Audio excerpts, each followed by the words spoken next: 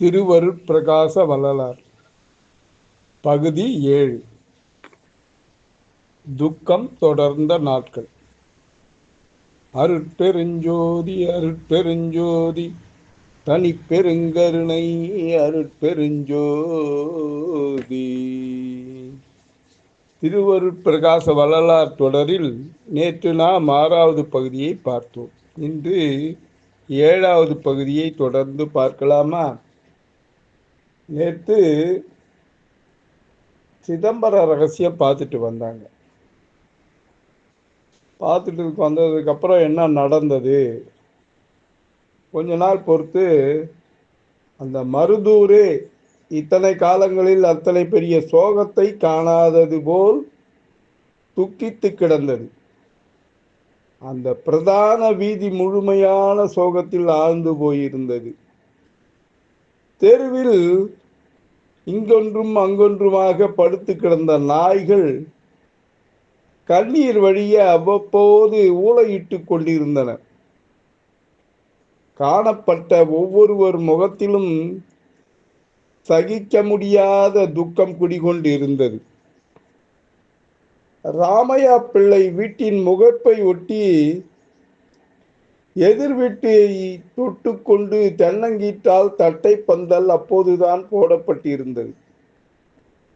ராமையா பிள்ளை வீட்டுக்கும் எதிர் வீட்டுக்கும் தொட்டுக்கிற மாதிரி ஒரு பந்தல், பெரிய தட்டை பந்தல், தென்னங்கீட்டால் செய்யப்பட்ட தட்டை பந்தல் அப்போதுதான் போடப்பட்டிருந்தது.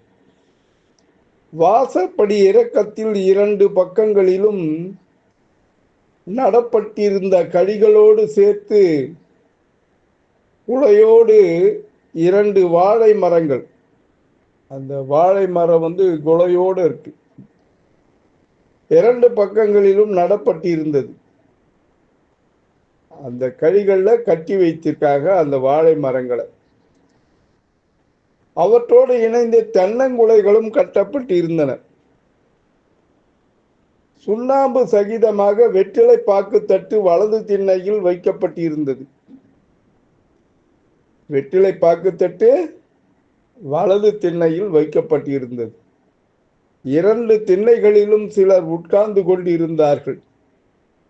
அதுவும் தவிர பந்தலின் கீழ் தெருவின் 2 ஓரங்களிலும் போடப்பட்டிருந்த மரப்பலகைகளிலும் சிலர் அமர்ந்திருந்தார்கள்.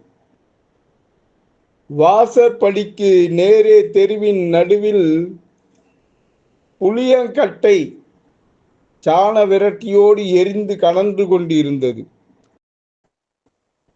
அப்போதுதான் வந்து சேர்ந்தது வெட்டியான் கும்பல்.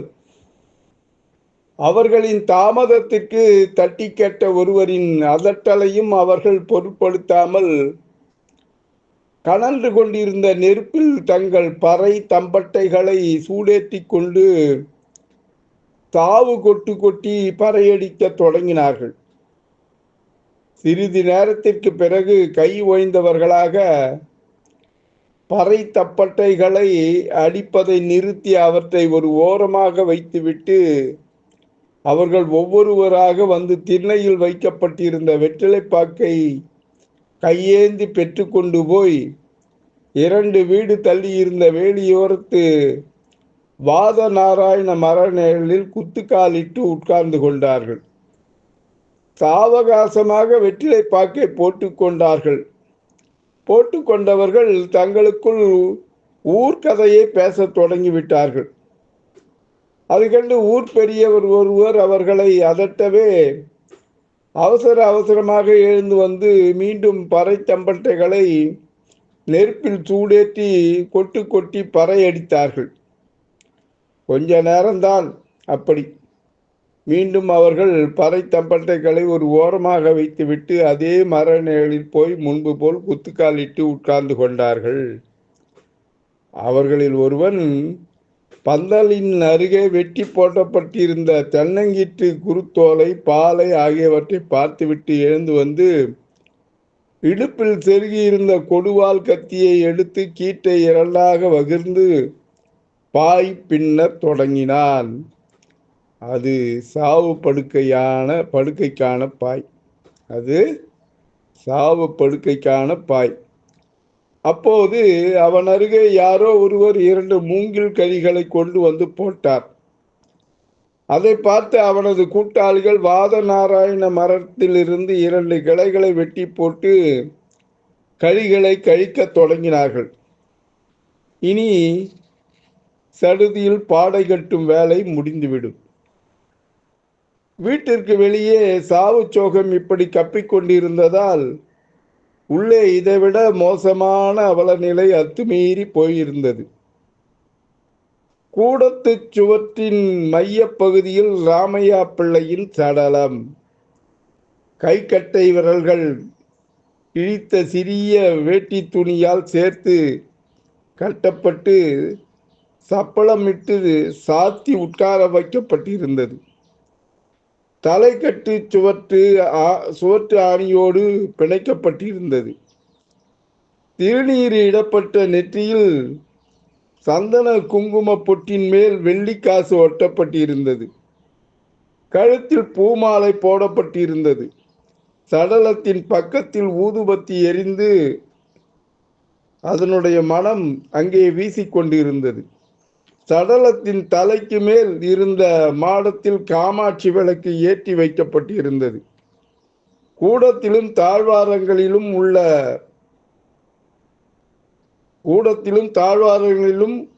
உள்வாசலிலும் உட்கார்ந்திருந்த ஊர் பெண்களும் உறவு பெண்களும் விட்டு விட்டு ஒப்பாரி வைத்துக் கொண்டிருந்தார்கள். ஒரு ஓரமாக உட்கார்ந்து சிலர் சிவபுராணம் படித்துக் கொண்டிருந்தார்கள்.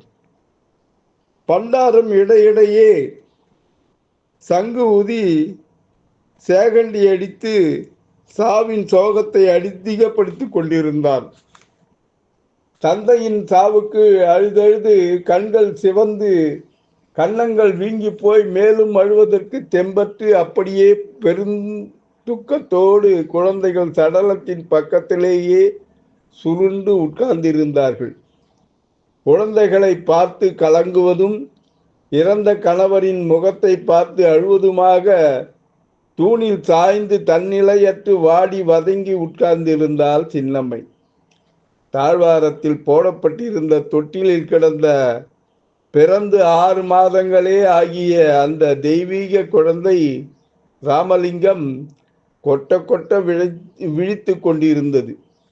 அது பாலுக்கும் அழவும் இல்லை, பசிக்கு அரற்றவும் இல்லை. இப்போதுதான் புதிதாக உள்ளே நுழைந்த மூதாட்டி ஒருத்தி ராமையா பிள்ளையின் சடலத்தை பார்த்து உரத்த குரலில் அழத் தொடங்கி, ஐயா ஐயா, இப்படி பெற்ற பிள்ளைகளையும் கட்டிய மணாலையும் மனைவியையும் பாதியிலேயே விட்டு பரிதவிக்க விட்டு போய்விட்டீரே ஐயா, இப்படி நீர் போக இவர்கள் என்ன பாவம் செய்தார்கள் ஐயா? காலனுக்கு கண்ணில்லையா? இவர்களுக்கு இந்த நிற்கதி வர வேண்டுமா ஐயா? சொல்லையா சொல்லையா என்று கதறினாள் அந்த மூதாட்டி. கண்ணீரும் கம்பளையுமாக தெம்பிழந்து செயலற்று உட்கார்ந்து கிடந்த சின்னம்மை மூதாட்டியின் கதறல் உசுப்பி விட்டது. அவள் மேலும் அதீத துக்கத்திற்கு ஆளானாள். அதனால் எழுந்த அளவுக்கு மீறிய வேதனை துடிப்பில் அவள் கதறத் தொடங்கினாள். என் துரையே, என் சுவாமி, என் பிரபு, காலமெல்லாம் கணவரோடு வாழ்ந்திருக்க போகிறோம் என்று கட்டிக்கொண்டேனே மாங்கல்யம், அந்த கழுத்தை மூலிகை கழுத்தாக்க காலன் சதிக்கு கதியாகி போனீரே ஐயனே, ஐயையோ, என்ன செய்வேன், என்ன செய்வேன், ஏது செய்வேன்? என் நாதா, பிள்ளைகளின் முகம் பார்க்க முடியவில்லையே, என் நெஞ்சு விழித்து விடுமோ? இனி எங்கள் கதி எப்படி போகுமோ?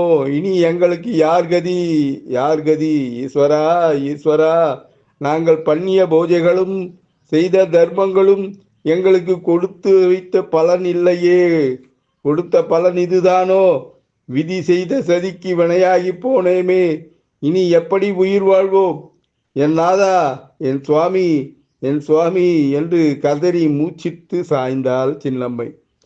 சின்னம்மையின் பக்கத்தில் அமர்ந்திருந்த பெண்கள் அவள் நிலை கண்டு பதறினார்கள்.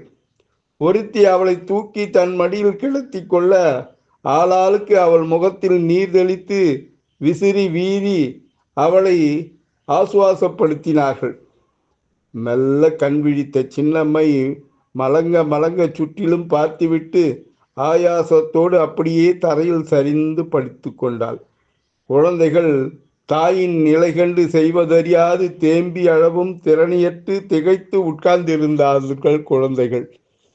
அவர்களின் மூத்தவன் சபாபதி மட்டும் அம்மாவின் துக்கத்திற்கு பொறுக்க மாட்டாமல் சவமான தந்தையின் முகத்தை பார்த்து, அப்பா அப்பா, எங்களை பாரப்பா, அம்மாவை பாரப்பா, கண் விழித்து பாரப்பா, நாங்கள் என்னப்பா செய்தோம், ஒன்று புரியவில்லை அப்பா, அப்பா அப்பா, இனி இந்த மாதிரி எப்படி அப்பா கூப்பிடப் போகிறோம்?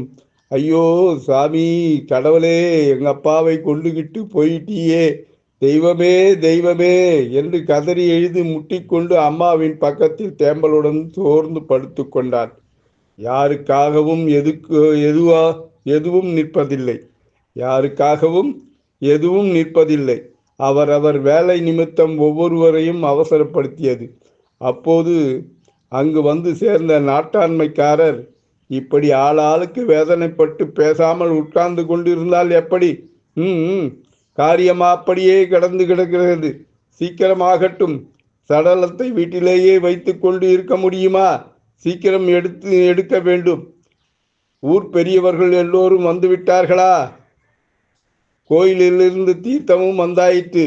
முழங்காலிட்டு உட்கார்ந்து இருக்காமல் எழுந்து காரியத்தை பாருங்கள் என்று உட்கார்ந்திருந்தவர்களை பார்த்து ஒரு அதற்றல் போட்டார் நாட்டாண்மைக்காரர். அவ்வளவுதான். அடுத்த வினாடி எல்லாம் மலமளவென நடக்கத் தொடங்கின. அன்றைய இரவு பொழுது வருவதற்குள் ஊராரின் ஒத்தாசையால் நல்லபடியாக ராமையா பிள்ளையின் ஏம கிரியைகள் முடிந்தது. அந்த ஊரும் அவரது வீடும் அமைதிப்பட்டன. நாளை திருவரப்பிரகாச வள்ளலார் 8வது பகுதியில் சந்திப்போமா? வள்ளலார் திருவடிகளே சரணம். அன்புடன் எம் தணிகானந்தம், சேந்தமங்கலம். வணக்கம்.